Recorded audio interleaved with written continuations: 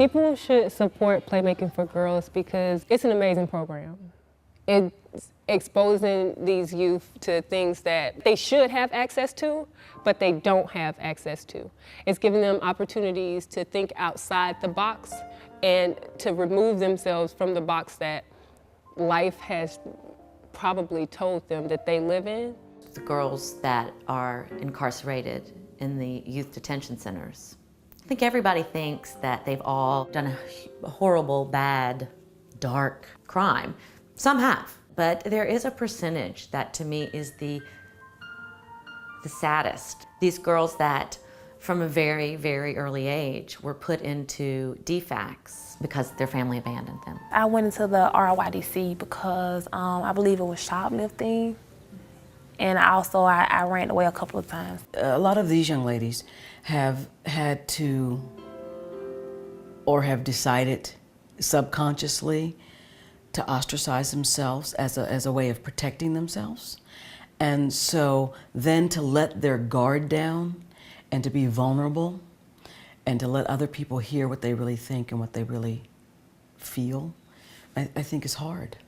I think the go-to mechanism has become getting rid of young people who seem to be causing trouble, because these young people could be pulling down grades, they could be pulling down tests, and I think infractions that used to be worthy of dialogue with a principal, with a parent, are now being handled by police officers. And so the failing to me comes at a larger level in terms of policies. And then they're in the process, in the system. This school to prison pipeline that we're finding, it's really hard to get out.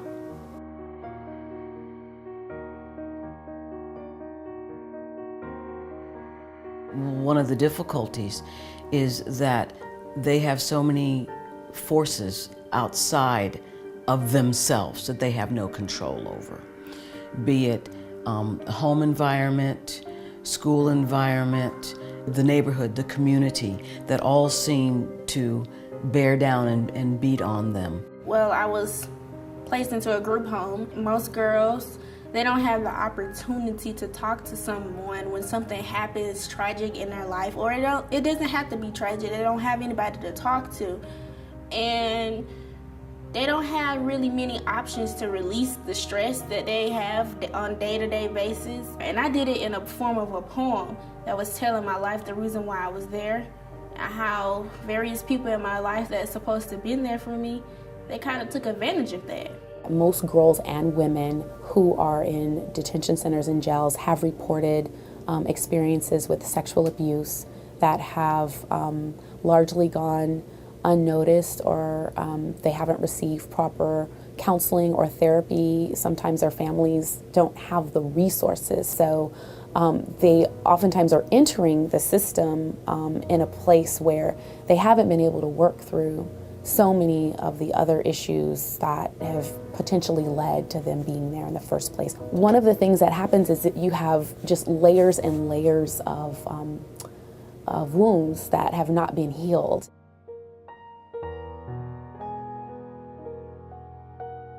A lot of people think that they make the wrong choices repeatedly because they don't have it together, or they're not smart, or they're not like in control emotionally or whatever, but I think that's not the case. I just think that they don't have access to the resources to help them make better choices. I didn't have no mentors, no role models, just me. And yes, I do believe that that's why I got in a lot of trouble before. I was told by someone in the administration of the youth detention centers in the state of Georgia that so many people don't want to work with the girls. It's too much work. They're too emotional. There's so much drama, he said. There's just drama, and the boys are so much easier to work with. That told me we need more programming for these girls. These girls need more programming. They are not thriving. I think there is, a need that we all have as human beings to be heard, to be seen. And I think for these girls, that's probably something that's really been missing in their lives. I believe that when you turn their minds around about themselves, it changes their minds about the world. So I think the act of one teacher sitting with them as they express themselves creatively, a lot of times the stories are connected to things they've lived through or the life they're living. So I think something about just being a witness to that and affirming them hopefully helps to start generate a feeling of worth within them. Even in juvenile courts, juveniles are not allowed to speak. People are talking about them, people are speaking on their behalf, but they're not able to speak. So this is one of the few places that these young girls have an opportunity to tell their stories. They are telling their stories sometimes to their parents. Perhaps their parents didn't understand their perspective. They are telling the stories to the junior correctional officers and the facilities that have incarcerated, part of their incarceration experience. This is an opportunity for them to build dialogue and create characters and have these characters talk to each other and work through issues that sometimes weren't worked through initially but need to be worked through for these girls to think about what's next in their lives. Kids? I like kids. I want to get married. Whoa! I'm even not ready for that yet. We're young. We have our whole lives ahead of us. We had never gone into detention centers and worked. And so we looked around and we found a great partner. We found Wholistic Stress Control Institute, who does a lot of programs in detention centers and in prisons. And we said, hey, we've got this really great idea for a way to work with girls. Do you have any programs for girls? And at that time, there were very few programs for girls out there because people weren't really catching on or admitting the fact that there were a lot of girls coming into the system. They really wanted to think about it as, oh, it's mostly boys who are committing these crimes and who are getting into these positions.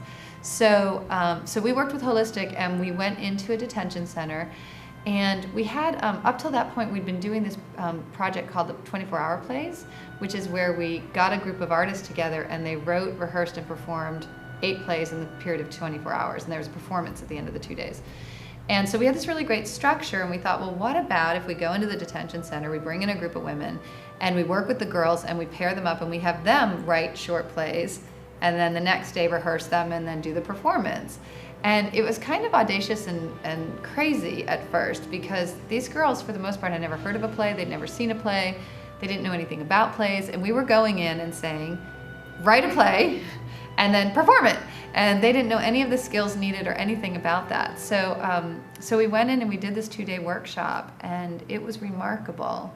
And the way that the girls responded was incredible. The way that our teachers felt after going through this process was amazing. And the facility said, you have to come back, you have to do it again, you have to do it again. And we all realized right away that this was something we just had to build into our programming and do a lot more of. In all of our Playmaking for Girls workshops, we start with exercises, physical, emotional connection, right? And then, like if they're writing, we do this brainstorming where they don't even realize that they've started writing. We've kind of come in through the back door and they've already started writing. So it's this natural flow into telling their stories. A lot of like abuse that you're exposed to that you shouldn't be exposed to, a lot of violence, and just, it's a lot of stuff. So having the opportunity to take that stuff, put it on paper, and say, hey, wait a minute.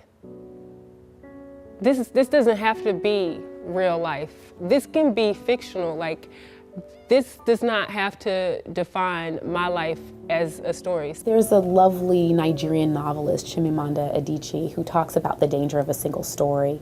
And one of the things that she argues is that when we typecast, label people, when we make a decision about who a person is, sometimes that is who they become because we have labeled them and limited them by our labels, those of us who sit in places of privilege and power. Sometimes I feel like I'm nothing. Hello? Hello? This is Earth. I was just calling to tell you you should cure yourself and you're ugly and nobody will ever love you. God don't like ugly. All the stories they write come from different places. Some might be their actual stories. Some might be a story that their friend had experienced. Some might be a story that happened in their neighborhood. But every story has an element of truth. And some of the girls I do hang around, it's like when we have this 1 week together, I know half of the stories are happening to them because sometimes they don't want to do the stories because they don't want to relive that. So when they do it, it's like they're embracing their fears and they're coming up and stepping up to a better place, and like they're becoming more calm. And so Adichie has this call for thinking about multiple stories and considering the multiple stories of people. I think she's really helped me think about the work that we do with young people. Our young people are more than their socioeconomic status.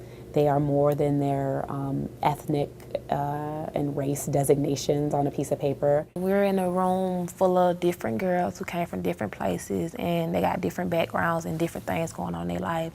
So all that energy inside one room, inside one space, it was kind of challenging at first, but once you get to know a person and know what they've been through and what they're going through now, then you'll understand them more and why they do have attitudes and why they do, interact with females the way they do. A lot of exercises we do are ensemble building. Like when we're passing the clap around the circle, that's an experience of working together. Many of the girls have experienced the world of no. So they've heard no on a lot of different levels. And so the yes and philosophy invites girls to really be engaged in a more inquiry-driven kind of curriculum. So it's, yes, I understand what you're saying, and what else can you add to that? My favorite part about the summer program is we put them on a bus the day after the public performance for like 250 people, and we bus them back to 2 facilities. They go back in, but this time in through the front door, and they do the plays, the performance, for girls that are currently incarcerated. The idea is, this has touched you, this has changed you in some way. Now, it's our responsibility to use it to touch someone else. So we work with the girls while they're in trouble in the detention center, 2 days, shortly after they get out, in the summer program for a week. And we work with them, hopefully before they get into trouble, in the middle school, for 8 weeks. We also do other satellite workshops for other group homes and specialty workshops. So if anybody's interested in helping any young teen girls find their voices through the arts, please call us. I just think, how incredible would it be? These girls who have faced this adversity, made bad mistakes maybe, or maybe been thrown in there for something they didn't do, but that's huge at a young age. And to have overcome that, if we can empower them after that or in the midst of that, think about what kind of leaders they could be.